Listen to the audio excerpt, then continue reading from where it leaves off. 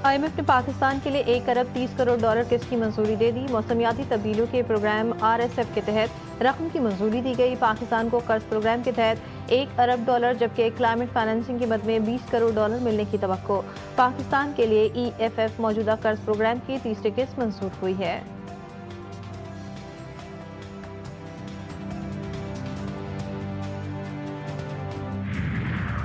लाहौर की फिजा आज भी आलूदा। दुनिया के आलूदा तरीन शहरों की फहरिस्त में चौथे नंबर पर air quality index 241 record. Dhaka और कोलकाता 259 AQI के साथ दुनिया के सबसे आलूदा शहर करार। पाकिस्तान के आलूदा तरीन शहरों की फहरिस्त में रहीम यार खान का पहला नंबर, AQI 553 तक जा पहुंचा। गुजरावाला, भावलपुर, हिंदाल, फैसलाबाद की फिजा भी आलूदा।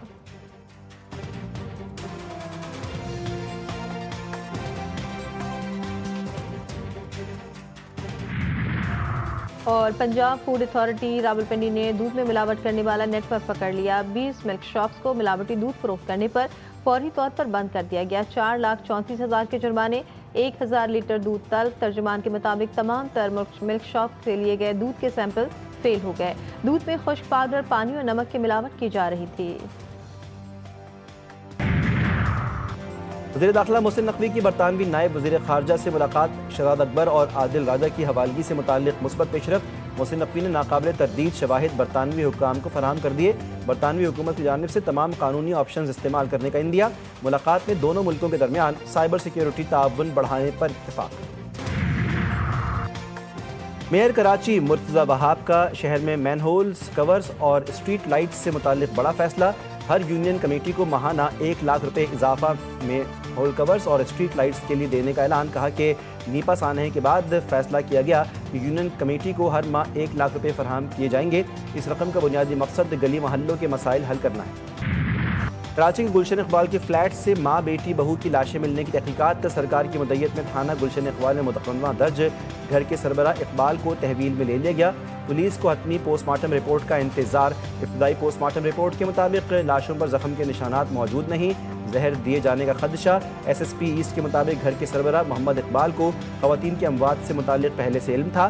मोहम्मद इकबाल ने तीनों लाशें मिलने की इत्तला 15 पर दी थी। 3 ख़वातीन में से एक की मौत 2 रोज़ कबल हुई। एबटाबाद में लेडी डॉक्टर के कत्ल में मुलव्विस 3 मुल्जिमान गिरफ्तार। मुल्जिमा का अपनी ही दोस्त को किराए के कातिलों के हवाले करने का एतराफ़। मरकजी मुल्जिम शमरेज फरार। DHQ अस्पताल से अगवा होने वाली डॉक्टर वर्दा की लाश को जंगलात में दफन किया गया। वर्दा 4 दिसंबर को अपनी दोस्त के साथ गाड़ी में अस्पताल से गई थी।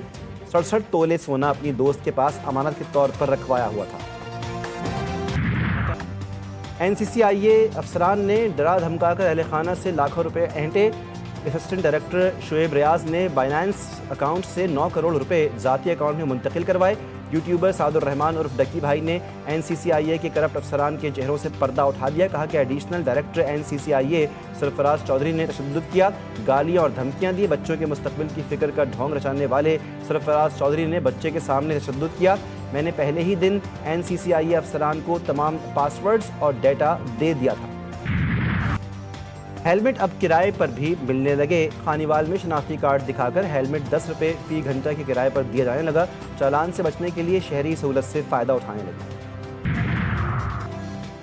लंदन के लॉर्ड्स क्रिकेट ग्राउंड में HPL PSL का तारीखी road show. Chairman PCB Mohsin Naqvi, Ramiz Raja, Wasim Akram और सलमान नसीर की पैनल गुफ्तगू।